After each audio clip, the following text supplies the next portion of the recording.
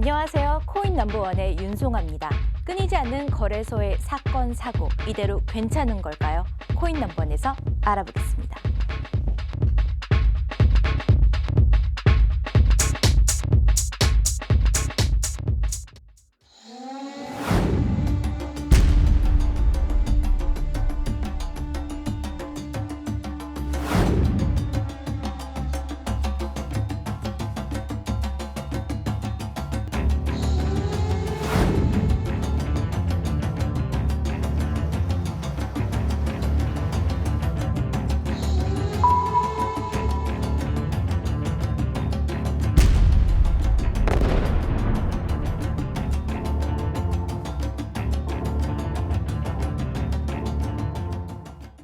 자, 오늘의 주제는요. 또 터졌다. 암호화폐의 최대 적은 거래소입니다. 제 오른쪽에는요. 보안 전문가에서 코인 전문가로 변신을 시도하신 게임허브의 김호광 대표님 자리해 주셨습니다. 안녕하세요. 예, 안녕하십니까. 간단히 소개 부탁드릴게요. 저는 게임을 위한 코인, 블록체인 코인 중에서 퀀텀 기반의 코인으로 플레이 코인을 만들어낸 김호광이라고 합니다. 반갑습니다. 네, 반갑습니다. 다음은 아시아경제TV의 암호화폐 전문 평론가죠. 한치호 소장님이십니다. 안녕하세요. 네, 안녕하십니까. 한치호입니다. 너무 심플하시네요. 늘 자주 뵈니까요. 예, 이제 자주 뵙고 이제 한 달에 한 번 정도 제가 우리 코인 덤번에 나와서 여러 가지 코인과 관련된 말씀을 드리는 것 같습니다. 즐겁고 유익한 시간 되셨으면 좋겠습니다. 네, 감사합니다. 오늘 토론을 시작하기 전에요. 리플 이벤트를 발표하고 넘어가겠습니다. 오늘의 주제로 토론을 한번 해볼 텐데요. 암호화폐의 최대 적은 거래소다 생각하신 분은 1번, 아니다. 거래소가 아니다 생각하시면 2번을 의견을 주시면 감사하겠습니다. 오늘도 저희가 시청자 게시판을 통해서 질문들 그리고 의견들을 토대로 활발히 토론을 한번 해보겠습니다. 자, 그리고요. 마지막에 또 깜짝 이벤트가 하나 더 있으니까 여러분 방송 놓치지 마시고 끝까지 본방사수 해보세요. 네, 이제 본격적으로 토론을 한번 시작을 해볼 텐데요. 요즘 거래소 관련된 이런 문제들 때문에 암호화폐 시장이 조금 흔들리고 있습니다.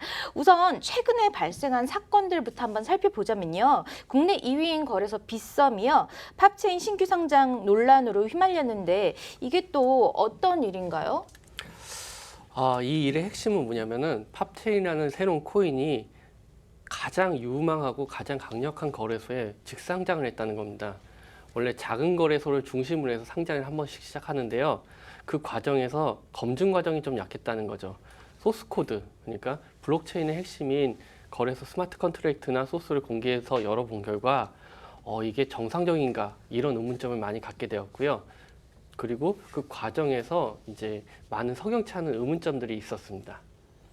이게 그러니까 이렇게 된 상황인 거죠. 이제 정확하게 상황을 말씀드리면 이게 4월 30일 날 최초로 발행된 팝체인이라는 그 코인인데 바로 지금 말씀하신 거 직상장을 시도를 했죠. 근데 보통의 경우에 보면은 뭐 프리세일을 먼저 한번 해봐서 많은 분들한테 한번 보여드리고 그 프리세일에서 뭐 자금이 다 모이면 그 다음에 ICO도 하지 않는데 프리세일을 하고 그 다음에 ICO를 하고 지금 말씀하신 것처럼 작은 거래소들에서 거래도 해보고 그 다음에 이제 글로벌 거래소나 이제 화폐로 그러니까 바로 이제 법정화폐로 거래가 가능한 거래소로 옮겨가는 과정들을 보통의 코인들에게 겪는데 이 팝체인은 바로 직상장을 하려고 했던 거고 두 번째로는 그게 불과 한 15일 정도 만에 그런 일을 지금 시도하려고 했던 때문에 많은 분들이 이제 합리적인 의심을 하고 있는 겁니다. 이 합리적인 의심이란 말은 많이 들어보셨죠? 그 최순실 사태 때 저희가 이제 의심을 하면서 합리적인 의심이라는 말을 썼는데 그렇게 된 거고요.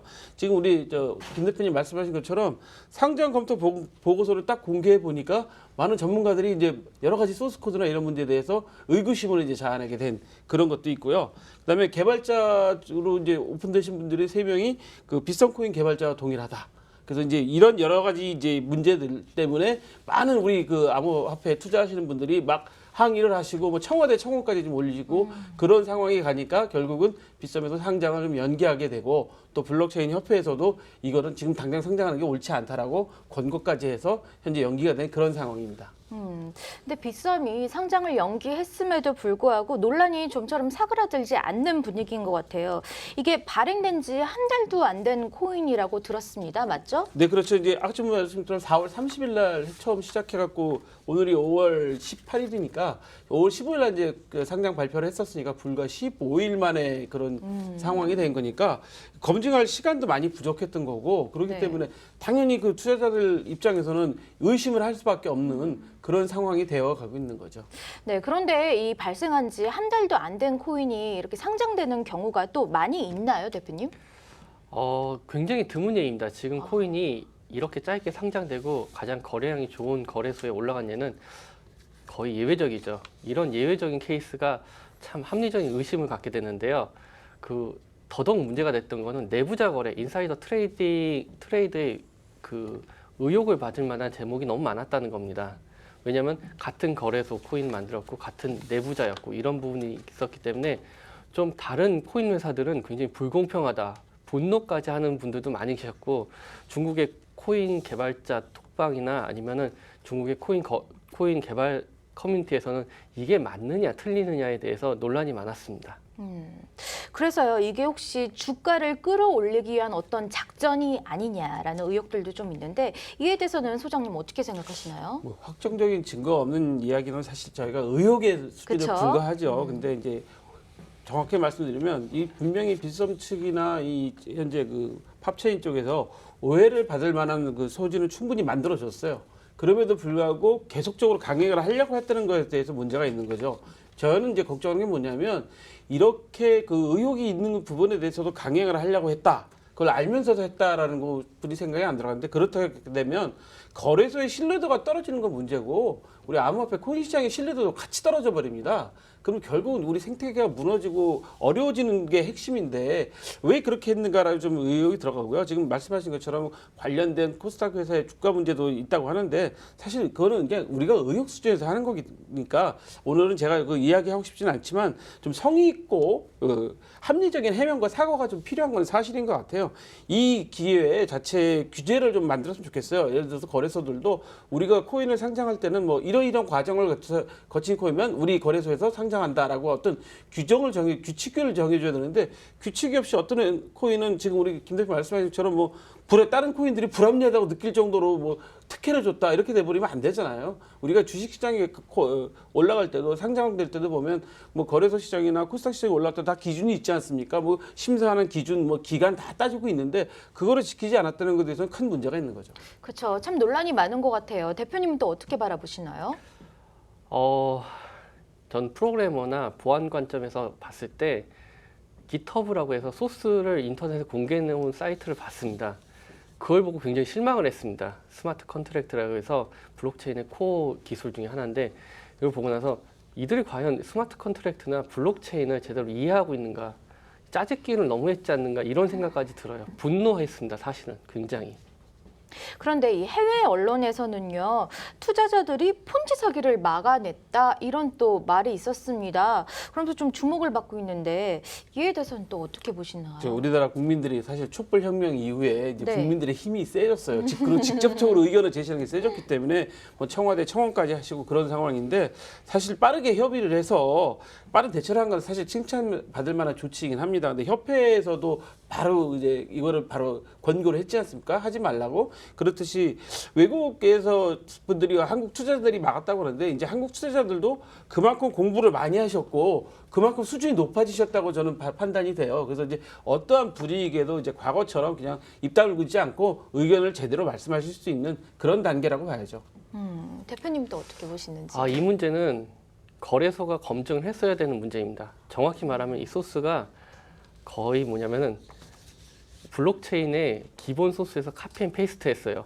그러면 이거 거래소에서 검증할 능력이 안 됐다는 건데 이거는 정말 무책임한 태도죠. 소비자한테 우유를 샀는데 이 우유가 불량 우유인지 정품인지에 대해서 검증은 소비자가 먹고 확인하라는 얘기밖에 안 되는 겁니다. 이거는 정말 무책임한 태도밖에 되지 않습니다.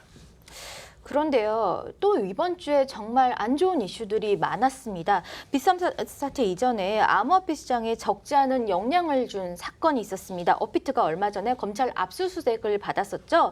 상대적으로 공신력을 인정받았던 거래소였는데요. 투자자들의 실망이 정말 좀 컸던 것 같아요. 이게 또 어떤 사건이었는지 소장님 간단히 소개 부탁드릴게요. 네, 검찰에서는 그 업비트를 압수수색하면서 어떤 그 혐의를 적용했냐면 업무상 사기 및 사전자기록 위작 행사 혐의를 적용했어요. 이게 참 말이 참 어렵습니다. 뭐 사기라는 건 우리가 이제 흔히들 들어서 잘 아시겠지만 사전자기록 위작 행사예요. 사전자기록이라는 것은 개인적으로 된 전자기록을 조작을 해서 그거를 행사했다. 뭐 이런 그 혐의거든요. 그러니까 쉽게 말해서 현재 전자기록이 정확하지 않은 걸 가지고 그 국민들한테 행사를 했다. 이런 혐의를 적용해서 현재 압수수색을 했는데 실제로 이게 내용을 보면 거래소가 코인이 실체 없이 장부상으로만 거래를 했다. 뭐 이렇게 쉽게 표현이 되는데 이것을 현재 이제 검찰에서는 그런 혐의로 압수수색을 무려 이틀간이나 압수수색을 했어요.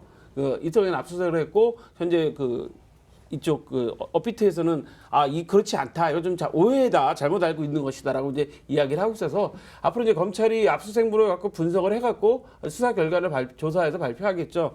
법적인 문제로 사실 다툼의 여지가 있다고는 하는데 사실 이런 의심을 받는 것 자체가 우리 거래소들이 신뢰도의 문제가 있기 때문에 이 문제에 대해서는 저희도 좀 신중하게 좀 짚고 넘어가야 될 문제 같습니다. 그러게요. 이번에 좀 투명하게 밝혀져서 좀 오해가 있다면 풀고 만약에 혐의가 있다면 확실하게 처벌이 됐으면 좋겠는데요. 대표님은 또 어떻게 바라보시나요?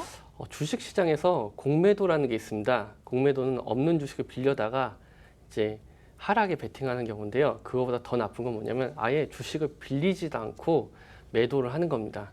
이런 공매도가 굉장히 많았는데 네이키드 숏셀링이라는 것을 많이 했는데요.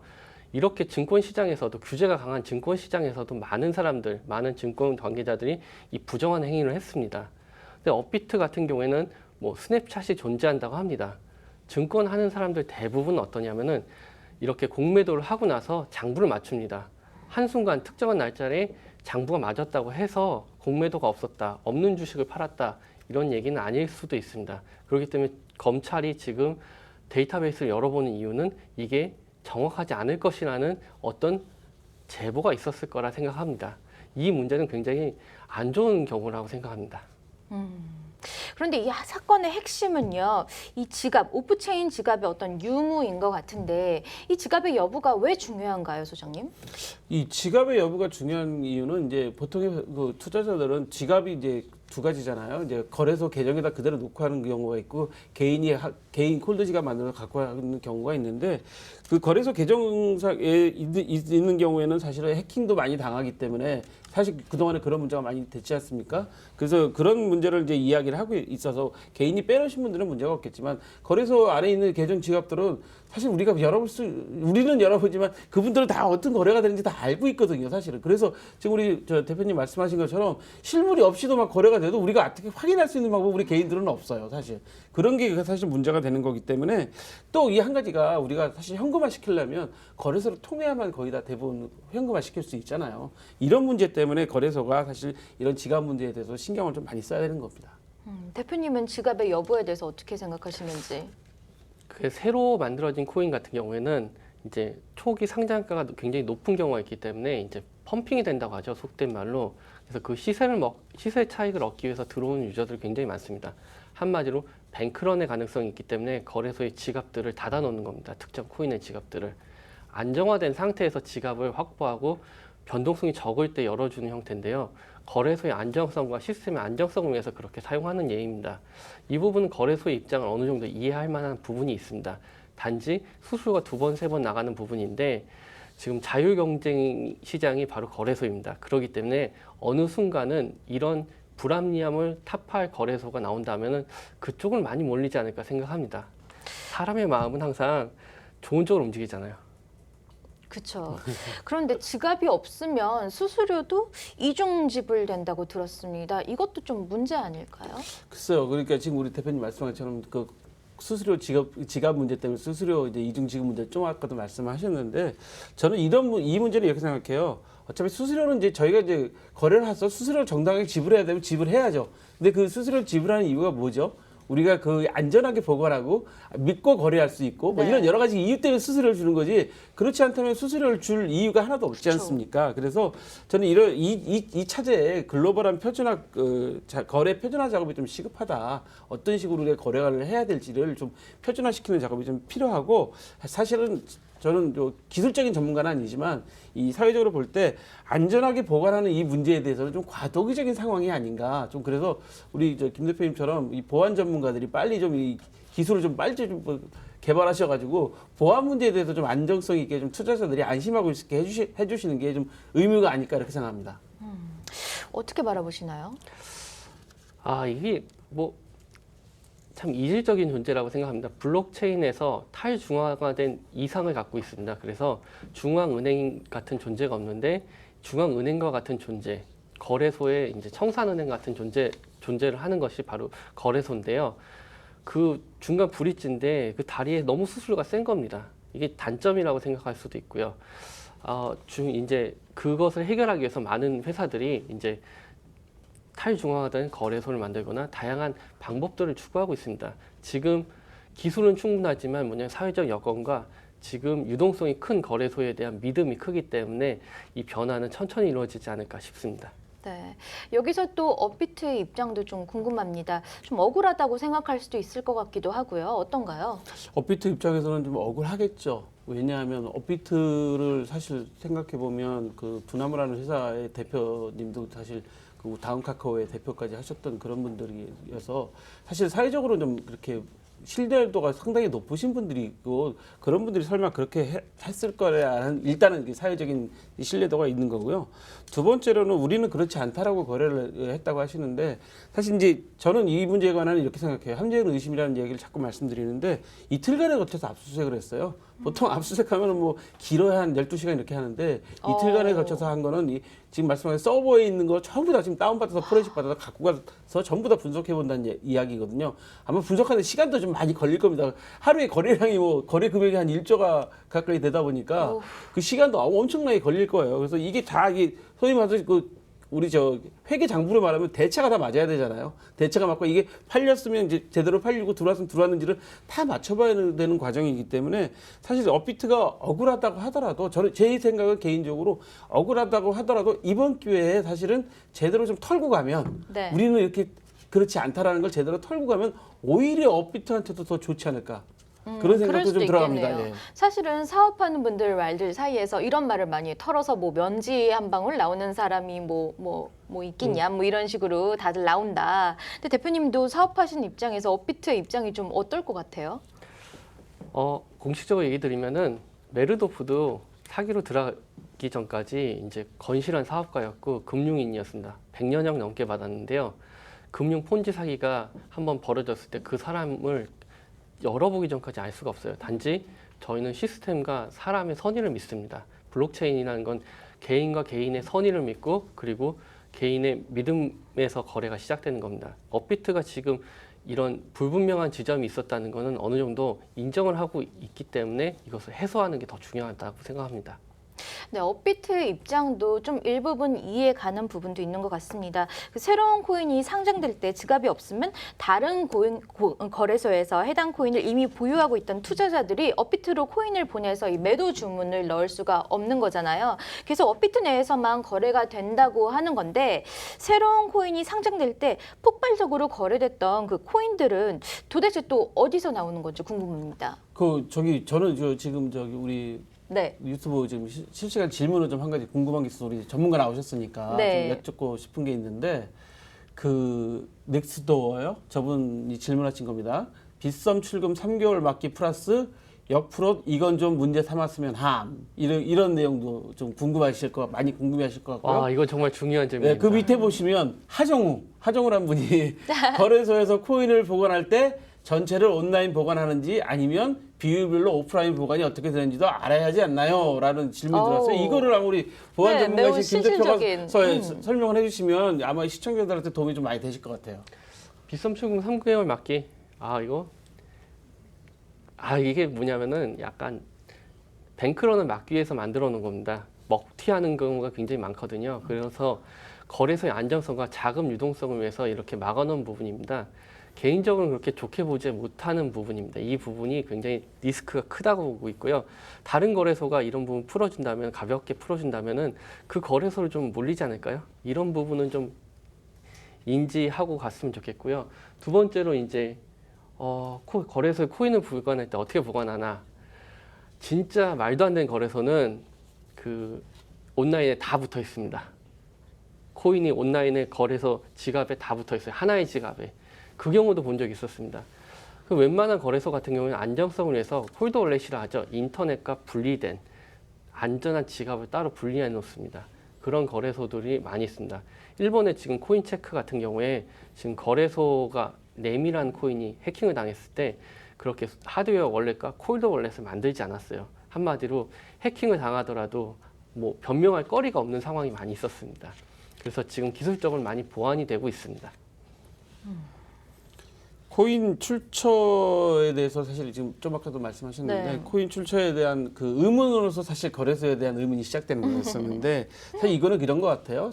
저 이제 볼 때는 익명성으로 해서 전체 규모를 알기가 힘들다. 우리 화폐, 우리 코인의 특성상 익명성이 있기 때문에 전체 규모를 알기가 쉽지 않다. 그래서 이게 사실 어디서 오는지 알 수 없다. 이번에 그 사실 우리하고 좀 약간 다른 결이 다르지만 삼성증권 사태처럼 회사에서 그냥 야 이거 몇 주야 하고 넣어주니까 직원들이 그 발행 주식수를 넘게 팔 수 있을 정도의 그런 상황이 될 수 있기 때문에 거래소도 이런 의심을 받을 만한 상황이 되지 않는 건가 이렇게 보이죠. 일부분에서 설명을 드리면은 네. 거래소에서 처음 거래가 시작됐을 때 유동성이 모자르면 안 되거든요. 유동성이 모자르면 안 되기 때문에 거래소에 이제 개발사나 재단에서 일부 유동성을 위해서 코인을 넣어드립니다. 이런 경우가 존재를 하고요. 두 번째는 뭐냐면 대형 홀더들이 미리 들어가서 대기하고 있는 경우가 있습니다. 그래서 이제 어느 정도의 유동성과 판매량을 맞춰줍니다. 증권사도 마찬가지입니다. 증권사가 하는 역할은 뭐냐면은 그 증권사 새로운 뭐 회사를 상장시켰을 때 거래량을 맞춰주는 행위들이 있습니다. 거래소 역시 이 크립토커런시 거래소 역시 이런 시장을 맞춰주는 행위들이 존재를 합니다. 그런 관점에서 바라봐야 되기 때문에 너무 의심하지 않으셨으면 좋겠습니다. 블록체인은 끝수까지 누가 얼마나 갖고 있는지 다 확인할 수 있습니다. 다 공개되어 있는 것이 바로 블록체인의 매력입니다. 그러게요. 그런데요, 이 업비트 사건으로 또 피해를 입은 투자자들도 좀 있는 것 같습니다. 어떤가요? 이런 얘기죠. 지금 좀 아까 김 대표 말씀하신 거 제가 한 가지만 좀 제가 네. 그쪽 이제 전문가시가 얘기를 하면 사실 우리 주식시장은 새롭게 상장을 할 때 뭘 하냐면 수요 예측을 해요. 사전에 수요 예측을 해서 사실 만한 분들은 사실 어느 정도 될 것이라는 걸 예측하고 사실 하잖아요. 근데 우리 거래소들은 사실 그런데 좀 등한시한 건 사실입니다. 그런 부분이 있었으면 뭐 이런 의심도 없었겠지. 말씀하신 것처럼 뭐 거의 우리는 정확하게 끝자리까지 맞아 들어가기 때문에 그럴 일이 없겠지만 수요 예측을 해서 다른 분들이 참여하신 분들이 야 이거 좀 의심스럽다라는 생각이 안 들어가게끔 좀 만들어줘야 되고 준비도 그러면 본인들도 제대로 준비할 수 있고 뭐 그런 부분이 있을 것 같고요. 사실 이번에도 뭐 시세가 폭락하니까 업비트가 그냥 거래를 잠깐 중단시켜 버렸어요. 네. 근데 이게 문제가 뭐냐면 강제로 이용도 정지를 시켜버리면 당연히 피해자가 발생하죠. 왜냐하면 난 지금 팔아야 되는데 못 팔게 했으니까 그런 분들이 당연히 생기는데 그걸 또 소송을 해서 받아야 된단 말이죠. 회사에서는 야 이거 당신이 손해니까 우리가 당연히 보상해 줄게가 아니라 소송을 해야 된다. 결국 투자자 손해로 이어지는 게 거래소의 문제라고 봐요. 거래소는 손해 안 보고 투자자들만 손해를 보는 거죠. 근데 우리 주식거래제도 같은 거 보면 갑자기 주가가 막 떨어지거나 주가 갑자기 급상승하면 뭐 하죠? 서킷 브레이크라고 해서 잠깐 거래도 중단시키잖아요. 그래서 좀 진정시키고 왜 그러는지 원인도 파악하고 그 다음에 하게끔 만들지 않습니까? 근데 우리 그 거래소들이 너무 이런 것들을 그 쉽게 말해서 보완할 수 있는 제도들을 안 만들어 놨다는 게 큰 문제인 것 같아요. 그 보완하는 제도가 앞으로도 좀 진화하는 과정이 있겠지만 계속 좀 만들어져야 될 것 같습니다. 덧붙일 말씀 있으신가요? 그 서킷 브레이크를 얘기하셨는데 이 부분은 탈중화가 된 거래소의 특성, 블록체인의 특성상 거래소와 거래소 사이에 연결관계가 없습니다. 그렇기 때문에 생겨나는 문제가 있는데 서킷 브레이크를 한쪽에 하게 되면 그 거래소에 코인이 묶여 있는 사람들은 더 손해를 볼 수 있습니다. 서킷 브레이크보다는 좀 더 다른 방법의 이제 규제안과 시스템을 만들어야 되는 게 제가 바라본 관점이고요. 업비트에서 정지를 시켰을 때 그 계좌나 유저의 그 계정을 중지시키는 원인들이 여러 가지 있을 건데 제가 생각하는 첫 번째 원인은 비정상적인 거래 행위를 했거나 해킹에 가까운 행위를 했을 가능성이 있습니다. 여러 가지 케이스가 있을 거예요. 그리고 이런 케이스들은 약간 거래소의 안정성을 위협하는 행동들이 있었을 거기 때문에 막았다고 생각하고 있습니다. 저희가 리플 이벤트 다시 한번 발표해 드릴게요. 저희가 아시아경제TV로 방송되는 동시에 유튜브로 생중계를 진행하고 있는데요. 오늘 암호화폐 최대 적은 거래소다 생각하시면 1번 아니다. 암호화폐 적은 거래소가 아니다. 2번을 눌러주시면 여러분의 의견을 모아서요. 저희가 클로징할 때 소정의 리플을 선물 드리도록 하겠습니다. 자, 이제 투자자의 소송 진행 사항도 좀 눈여겨봐야 될 것 같아요. 검찰의 수사로 받고 있는 거래소는 업비트뿐만이 아니고요. HTS 코인의 대표는 사기 혐의로 영장이 발부가 됐고요. 코인네스트 대표는 구속이 되었습니다. 이들 거래소는 또 어떠한 문제가 있었는지 설명 부탁드립니다. 예, 이분들은 지금 현재 투자자의 자금을 법인 계좌로 받아가지고 그걸 다시 또 임직원 계좌로 다시 또 이렇게 막 분산시켜 버린 경우죠. 쉽게 말씀드려서 횡령이라는 거는 돈을 이렇게 횡령했다가 다시 채워넣더라도 그 횡령이 죄가 성립이 됩니다. 제가 그래서 윤성화 앵커의 돈을 윤성화 앵커가 저한테 100만 원을 맡기셨는데 제가 뭐 원래 윤성화 앵커한테 동의받지 않고 50만 원을 갖다 썼다가 다시 채워넣더라도 그건 횡령죄가 성립이 되는 거예요. 그렇기 때문에 이분들이 현재 법인 계좌로 받았으면 그 계좌에서 계속 거래를 하거나 그 계좌에서만 움직이셨어야 되는데 다른 계좌로 막 분산시켰다가 또 이렇게 되니까 이게 이제 횡령의 혐의가 되는 거고요. 그다음에 코인을 허위 충전했다. 또 실제로 거래가 일어나지 않는데 코인이 없는데도 거래가 일어나는 것처럼 장부상의 거래를 일으켰다. 이런 혐의를 받고 있어서 현재 아까 말씀하신 코인네스트는 이미 구속돼서 기소 상태에 들어가 있는 거고 HTS 코인은 지난번에 업비트 압수수색 받을 때 같이 압수수색을 3개 회사를 받았는데 2개 이제 한 군데 이제 코인네스트는 구속됐었죠. 근데 이제 이번에 사전 영장 구속영장이 청구돼서 실제로 영장이 이제 발부된 사례입니다. 아이고, 이런 일부 거래소들의 문제점에 대해서 대표님은 또 어떻게 생각하시나요? 이런 경우는 어떤 경우가 있냐면 1929년에 경제 공황이 있었을 때 은행과 그 다음에 증권사가 이제 자금이 서로 교차됐던 시기가 있었어요. 그래서 그러니까 정확하지 않게 회계장부가 왔다 갔다 했던 시기가 있어서 경제 대공황이 났습니다. 그 시기에 대한 문제가 비슷한 흐름을 갖고 있다고 생각을 해요. 그래서 지금 저희가 고민하는 건 뭐냐면은 안전한 거래소, 정확한 거래소가 무엇이냐 많이 고민하는데 뭐 검색 엔진 딱 살펴보시면은 출금이 지연돼요. 무엇이 지연돼요? 무슨 문제가 있어요? 이런 단어들이 많이 오고 가는 거래소들은 조금 더 주의하셔야 됩니다. 왜냐하면은 현금 보유나 아니면 여러 가지 시스템적으로 문제가 있기 때문에 검색 엔진에 걸리게 돼 있고 지식인 검색에 걸리게 돼 있습니다. 이런 부분은 항상 좀 과도기적인 문제라고 생각합니다. 네, 그런데 이 거래소에는 이런 문제점 말고도 해킹에도 취약하다고 들었습니다. 어떤가요? 해킹은 우리 보안 전문가신 김 대표님 먼저 그쵸. 말씀하셔야 될 것 같은데. 네, 먼저 한번 부탁드릴게요. 이게 엄청난 얘기인데요. 네. 지금 이런 얘기하면 안 되는데 이게 뭐냐면 2000년대 초반에는 게임 포털을 많이 해킹했습니다. 게임머니를 많이 해킹했습니다. 그래서 게임 아이템 거래하는 사이트에서 게임머니와 게임 아이템을 현금 자산화로 했습니다. 유동화를 했습니다. 그런 일들이 많이 발생했는데요. 해커들이나 일반인도 마찬가지입니다. 단시간에 일하고 많은 돈을 벌기 원합니다. 해킹 과정도 마찬가지예요. 뭐 랜섬웨어를 만들었거나 그다음에 뭘 하다 보니까 가상화폐가 더 쉽네 해서 우수한 해커들이 많이 몰리고 있는 과정에 있습니다. 그래서 앞으로 금융권의 보안들이 계속 들어오게 될 텐데요. 이런 보안들이 좀 강화가 되는 시점이 있습니다. 그래서 좀 너무 걱정하지 않으셔도 됩니다.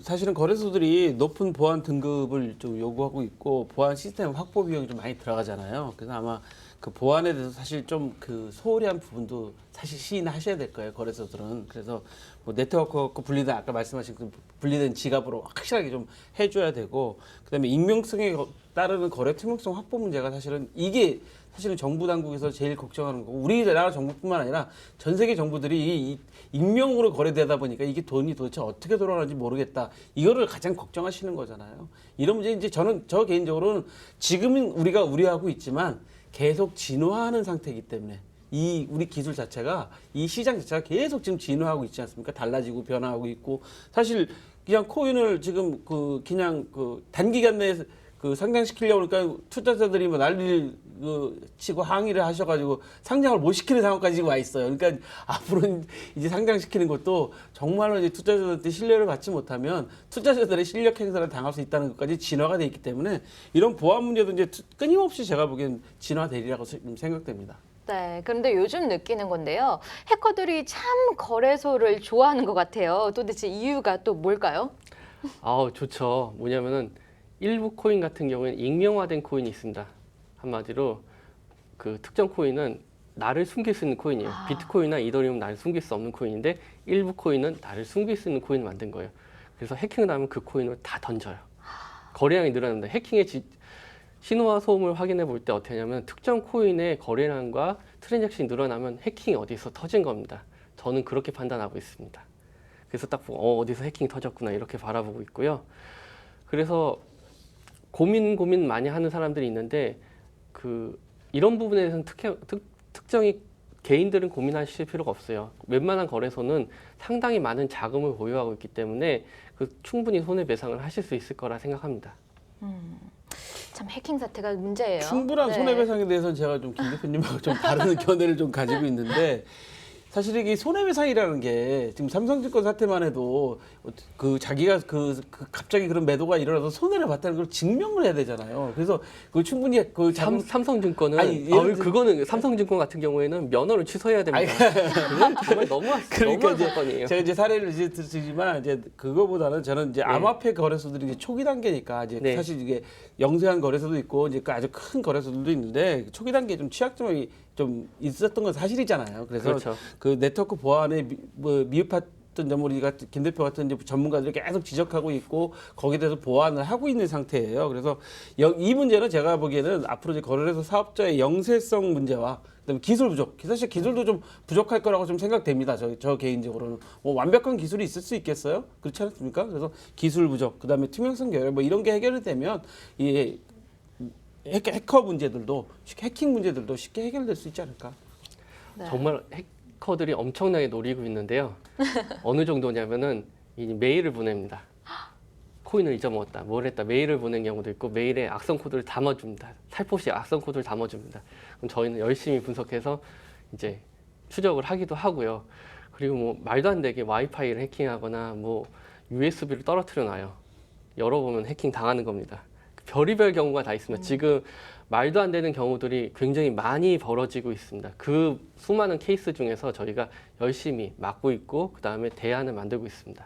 네, 이렇게 해커들이 거래소에 관심을 보이고 사랑을 하고 있는 가운데 정말 이 중앙집중 서버의 보안이 정말 중요할 것 같습니다. 그런데 이런 점을 거래소들도 분명히 알 텐데 좀 보안에 그렇게 신경 쓰지 않고 있는 것 같은 움직임이에요. 어떻게 생각하시나요? 보안에 신경을 안 쓰는 게 아니라 네. 신경을 쓰고 있죠. 네. 쓰고는 있는데 거기에 보안에 그만큼 투자를 안 하고 있다고 저는 판단이 돼요. 사실 저희들이 그동안에 거래소 블록체인 자율협회 자율 규제 사항도 보면 금융권 수준의 보안을 우리는 하겠다라 하고 이제 자율 규제 사항을 말씀하셨잖아요. 근데 그거를 갖추려면 보통 보안 시스템에만 뭐 50억에서 100억 정도 돈이 들어간다고 하니까 사실 그걸 초기에 투자를 해야 되잖아요.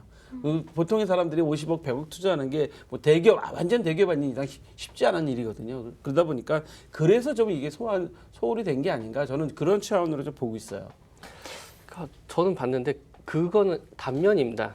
그 해커 출신의 보안 전문가가 만든 거래소가 하나 있는데 진짜 뚫기 힘들거든요. 하다가 이거 너무 답답해갖고 이건 뚫기 힘들다. 이 정도로 잘 만들어놨고 해킹 보안팀이 가끔씩 테스팅하고 그다음에 이런 걸 하고 있거든요. 그건 처음부터 개발자와 창업자가 보안에 대한 의식이 있었기 때문에 가성비 좋게 보안을 맞춘 겁니다. 이거는 전략적이고 사용자의 개발자의 의지, 그다음에 회사의 의지입니다.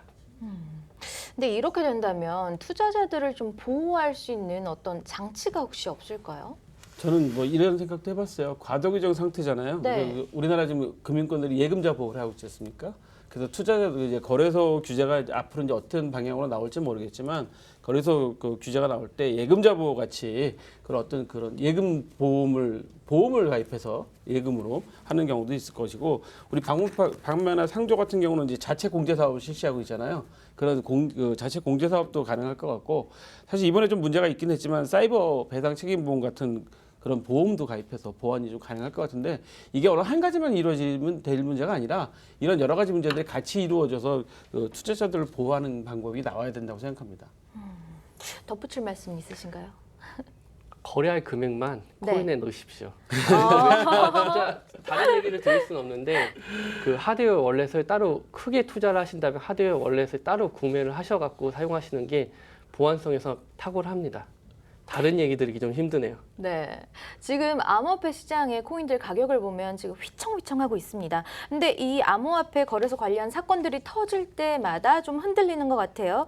이대로 좀 괜찮을지, 그리고 이 거래소가 암호화폐 시장에 꼭 필요할까, 뭐 이런 의문점도 좀 드는 것 같아요. 저는 뭐 거래소가 암호화폐 시장에서는 뭐 필요하다고 생각해요. 없으면 안 되죠. 왜냐하면 이게 현금화 시켜야 되는 문제가 일단은 있기 때문에. 그런데 우리 이제 암호화폐나 코인 그 관련된 블록체인 일하시는 분들은 이 탈중앙하고 탈익명성이 있어야 되기 때문에 이게 지금 그 거래소가 왜 필요하냐고 말씀하시겠지만 사실 정부들이 제일 걱정하는 것들이 그런 것들이거든요. 이 익명성이나 탈중앙화. 왜 저는 두 가지를 생각하는 게 탈중앙화라는 것은 현재 그 정부가 통화량이나 경제 이 조절을 해줄 수가 없어요. 그게 이제 우리나라 자체에서만 일어난다면 어떤 문제가 정부가 관리가 쉽겠지만 아까 말씀하신 전 세계적 같이 일어나는 일이잖아요. 그래서 그런 문제가 한 가지 있을 것 같고 익명성 문제인데 얼마 전에도 우리 오늘도 이제 뉴스에 나왔어요. 그 대마초를 오피스텔에서 키우신 분들이 적발이 됐는데 돈을 무엇으로 받았냐 했더니 전부 다 암호화폐로 받았다는 거예요. 비트코인으로. 그다음에 지난주에는 우리 배우 또 어떤 분이 또 그 대마초로 이제 실형을 받으셨는데 그분도 대마초를 사시면서 그 암호화폐로 지급을 했다는 거죠. 그런 일이 생기다 보니까 결국 정부에서는 이런 사태가 자꾸 생기다 보면 이런 걸 좀 어떻게 좀 막아야 되는데 방법이 없다라고 해서 사실 이거는 그 암호화폐 관련돼서 일하시는 분들도 사실 좀 답답하신 부분들 중에 하나일 거예요. 근데 저는 이거를 부정적으로만 생각하지 않습니다. 왜냐하면 결국은 이것은 이 시장이 발전해 나가고 그 계속 그 진화되는 과정 중에 하나이기 때문에 진화되면 더 좋은 그 해결책도 나올 것이고 더 좋은 기술 개발도 될 것이기 때문에 크게 걱정하지는 않는데 다만 우려는 좀 높다. 좀 이렇게 이해해야 될 것 같아요. 그러네요. 대표님은 이 거래소가 필요하다고 생각하시나요? 거래소는 탈중앙화된 블록체인과 그 다음에 고객을 만나는 접점입니다. 브릿지라고 할 수 있어요. 이 브릿지가 과도한 수수료를 징수한다면 문제가 되고 뭐 부실한 다리를 만들었다면 문제가 됩니다. 그리고 저는 이게 꼭 필요한 과정이라고 생각하는데 약간 의견이 다릅니다. 지폐가 있습니다. 지폐를 갖고 마약을 살 수 있어요. 그럼 지폐가 문제입니까? 마약을 산 사람이 문제지. 관점의 차이가 다릅니다. 지금 2008년 경제 위기 때 서브프라임 모기지 때 미국은 엄청난 돈을 찍었습니다. 세계 각국은 엄청난 돈을 찍어서 경제 위기의 주체인 대형 IB를 그 상업 회사를 살렸습니다.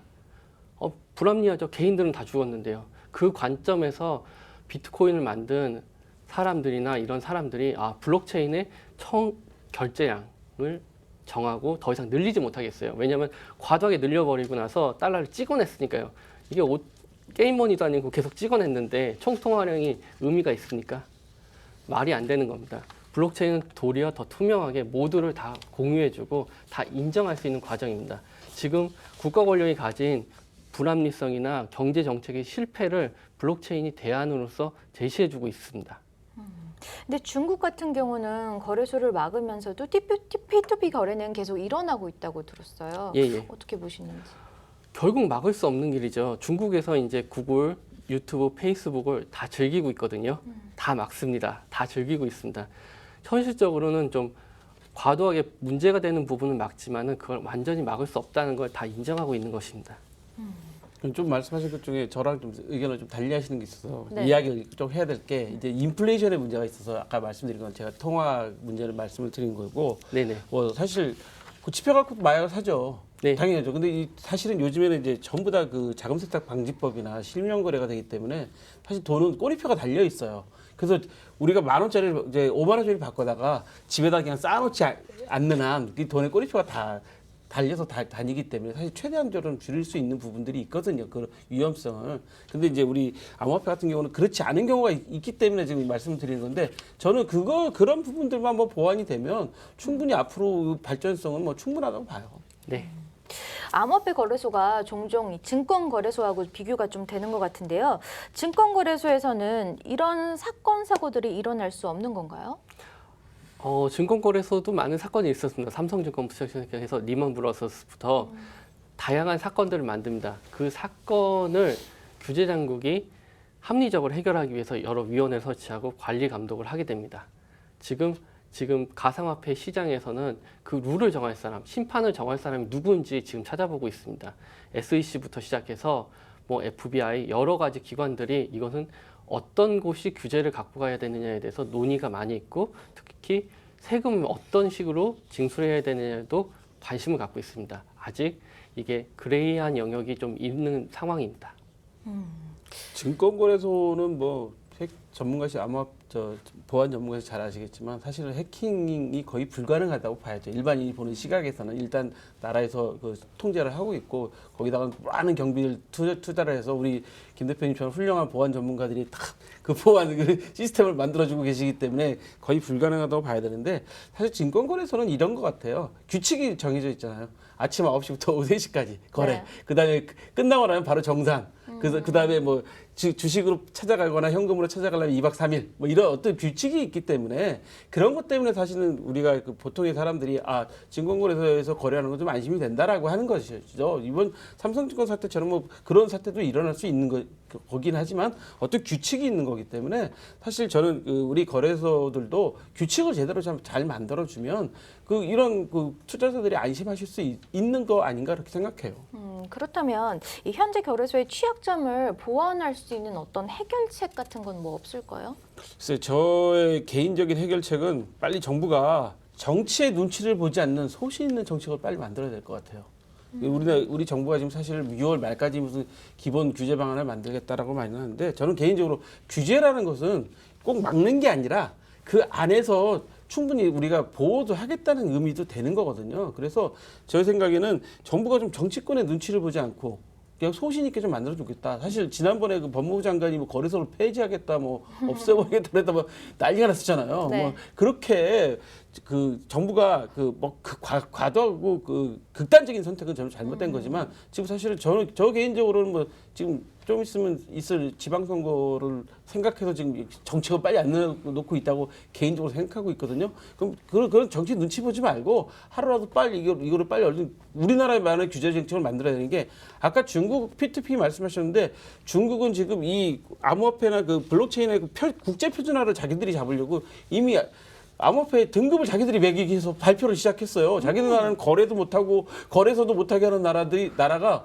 자기네 나라가 뭐라고 블록체인 암호화폐 등급을 기술 등급을 발표하고 막 이러고 있습니다. 그러니까 중국 사람들은 뭐냐면 우리 여기서 하는 거래는 막대. 우리가 이 기술에 대한 표준화는 우리 걸로 갖고 가야 돼. 뭐 이게 선점에서 들어가는 거죠. 그러니까 우리나라도 사실은 빨리 들어가야 되는 거죠. 그러게요. 어떤 정부 차원에서 정책적으로 이렇게 낼 수 있는 해결책도 좀 있는 것 같고요. 기술적으로는 혹시 어떤 해결책이 없을까요? 기술적으로는 이제 탈중앙화의 입장에서 블록체인의 이상에 가까운 그 P2P 거래소, 탈중앙화된 거래소를 대안으로 많이 삼고 있습니다. 하지만 더 좋은 중요한 건 뭐냐면은 상호 신뢰성이거든요. 신뢰성을 확보하기 위해서 이제 실명제, 그 다음에 자금 세탁 방지를 위한 그 사회적인 시스템이 도입이 더 필요합니다. 그렇게 되면 블록체인이 더 안전한 기술이 될 거라 생각을 하고 있습니다. 이 분산화 거래소의 장점과 단점도 조금 궁금해요. 분산화 거래소 느립니다. 블록체인이 한번 생성될 때마다 한 10분 정도 걸립니다. 그러니까 거래의 속도가 굉장히 빠르지 않습니다. 그런 면이 우리에게 큰 단점으로 다가옵니다. 한국 사람들 이제 식당에 앉으면 바로 밥 주세요 하잖아요. 그게 안 됩니다. 이런 단점이 존재하기 때문에 그 탈중앙화된 거래소는 대안의 거래소로서 많이 유지가 될 거고 메인 거래소는 지금의 형태의 거래소가 되지 않을까 싶습니다. 많은 분들이 또 채팅방에 의견을 주고 계시는데요. 조충식님은 거래소들이 서버 다운만 좀 안 됐으면 좋겠다라는 또 얘기도 하고 있고요. 그리고 꾸꾸꾸님은 미국 SEC도 관심이 큰 영역인데 우리 정부는 뒷짐지고 중국보다 3년이나 체인 기술이 뒤처졌다는데 이러면서 많은 또 이야기들을 답 없다 하시는 분들도 계시고 이렇게 약간 불만들을 네, 앞으로 이 암호화폐 시장의 거래소 또 어떻게 될 것 같나요? 아무래도 정부의 규제가 생겨날 거고 그 규제에 따라 뭔가 맞춰가게 될 겁니다. 우리가 생각하는 가상화폐 거래소는 증권 시장의 거래소와 똑같은 시스템이 될 거고 어느 면에서 아이템 거래소, 아이템 베이라고 하죠. 그런 거래소와 비슷한 형태의 P2P 탈중앙화된 거래소로 이관이 될 것 같습니다. 그러게요. 이 정부의 규제 마련이 정말 좀 시급해 보여요. 근데 이번에 그 우리가 좀 눈여겨봐야 될 게 지금 미국에서 하고 있는 컨센서스 2018이요. 네. 그 컨퍼런스에서 집행위원이 구타라는 분이 이렇게 이야기했다고 그러더라고요. 규제 없는 시장에서 암호화폐 성장은 불가능하다. 그런 이제 의견을 이야기했다고 그래요. 그리고 또 한편에서는 당국의 규제 없으면 시장 혼란과 발전만 져야 된다. 뭐 이런 이야기들을 지금 했다고 합니다. 제가 볼 때는 우리나라의 정부의 정치권의 눈치 보느라 이 소신 없는 정책 때문에 문제가 되는데 사실 속단하기는 어렵지만 높은 규제의 벽이 좀 예상이 돼요. 우리 김 대표님 말씀하신 것처럼 거래소 형태로 증권거래소 형태로 이제 앞으로 변화될 건 맞는데 합리적인 규제 방안이 나와야지만 시장의 발전도 되고 시장도 진화하고 서로 발전할 수 있는 도모책을 여러 가지 마련할 수 있을 것 같아요. 왜냐하면 예를 들어서 우리가 블록체인 시장이나 암호화폐 시장을 지원해주고 정부에서 지원해주고 싶어도 법적인 근거가 없으면 국민 세금을 쓸 수가 없잖아요. 이 법적인 뭔가 근거를 만들어서 이거에 대한 거를 지원해주거나 이것도 아니면 이거에 따른 기술을 가지신 분들을 우리가 많이 양성한다든가 뭐 시장을 좀 넓히는 작업을 한다든가 아까 좀 전에 말씀드렸지만 중국 무슨 자기들이 표준화에 뭐 앞서가려고 벌써 이런 소위 말해 뒤통수 치는 작업부터 하고 있는데 우리도 그렇다면은 어떤 근거를 만들어서 그 작업을 해야 될 것 같습니다. 또 여기다 한 가지 더 제가 덧붙이면 거래소 사업하시는 분들이나 우리 김 대표님처럼 암호화폐 사업을 하시는 분들이 사명감과 도덕성을 좀 더 가진 그런 마음을 가지신다면 아마 우리나라 암호화폐 시장이나 거래소 시장은 뭐 크게 걱정 없이 잘 돌아가지 않을까 그렇게 생각되네요. 네, 대표님은 혹시 의견 덧붙이실 내용이 있으신가요? 지금 20세기는 미국의 시대였고요. 달러의 시대였습니다. 월스트리트가 모든 자본을 지배했고요. IMF 때 한국의 정부 관료들이 월스트리트에 뭐 1개 대리급, 과장급도 못 만나갖고 쩔쩔맸거든요. 블록체인 시장은 지금 블록체인 시장의 모든 코인 대표들은 모두 한국의 거래소에 오고 있습니다. 규모를 키워야 되고 스케일업을 해야 되고요. 우리가 지금 4차 산업 이런 얘기 다 치우고 블록체인 시장에서 우리가 스케일업을 해서 세계적인 시장을 만들어야 됩니다. 우리가 선도할 수 있는 마지막 산업 같습니다. 네, 알겠습니다. 저희가 어느덧 마칠 시간이 되었는데요. 오늘의 리플 당첨자를 한번 발표를 해야겠죠. 먼저 1번 의견 주신 분은요. 51명이고요. 2번 의견 주신 분 5명이고요. 그리고 당첨자는요. 넥스트 도어스님입니다. 당첨되신 분은요. 아래 나가는 메일 주소로 지갑 주소와 연락처를 보내주시면 리플 선물 보내드리도록 하겠습니다. 그리고요. 저희가 오프닝할 때 깜짝 이벤트를 한번 발표를 했었는데요. 깜짝 이벤트는요. 코인 넘버원에서 이런 주제로 토론을 했으면 좋겠다. 여러분 의견 하나쯤 있을 것 같은데요. 코인캐스트 채널을 통해서 오늘 방송분에 희망 주제에 댓글로 달아주시면 당첨자에게 리플 선물로 보내드리도록 하겠습니다. 저희는요. 매주 아시아경제TV와 그리고 유튜브 채널을 통해서 생중계하고 있으니까요. 여러분 많은 참여 부탁드릴게요. 네, 마지막으로 대표님 한 말씀 부탁드릴게요. 아직 블록체인 시장은 완성된 시장이 아닙니다. 하지만 우리가 지금 새로운 도전을 할 수 있는 시장입니다. 전 세계가 같이 출발했고요. 시장 규모는 굉장히 커지고 있습니다. 이 시장에서 선점할 수 있는 유일한 타이밍을 계속 놓치고 있는데요. 정치권을 탓하던 누굴 탓하던 이런 게 필요 없습니다. 우리는 지금 글로벌로 나가야 될 시점입니다. 그렇기 때문에 좀 더 애정과 그 관심을 가져주시고 우리가 좀 달려갈 수 있도록 좀 응원 좀 부탁드립니다. 감사합니다. 네, 감사합니다. 소장님도 마지막으로 한 말씀 부탁드릴게요. 네, 저는 늘 말씀드리지만 공부 좀 많이 했으면 좋겠습니다. 우리가 결국은 이 블록체인 시장이나 암호화폐 시장도 우리가 세계적으로 선도해 나가려면 투자하시는 분들이 공부를 좀 많이 하시고 투자를 어떻게 해야 되는지 어떤 방법으로 해야 되는지 사실은 견제도 하셔야 되거든요. 이번에 그 빗썸 사태를 보면서 느낀 게 역시 투자자들이 열심히 공부하고 의견을 피력하니까 결국 시장이 또 한 번 진화가 되는구나. 또 그리고 이 시장은 현재 지금 김 대표 말씀하신 것처럼 끝난 시장이 아니라 계속 진화하고 발전하는 시장이기 때문에 앞으로 우리가 애정을 가지고 많이 투자하고 공부해야 되겠다. 좀 부탁드립니다. 네, 알겠습니다. 그럼 우리 다 같이 인사할까요? 코인 넘버 원. 다음 주에 봬요.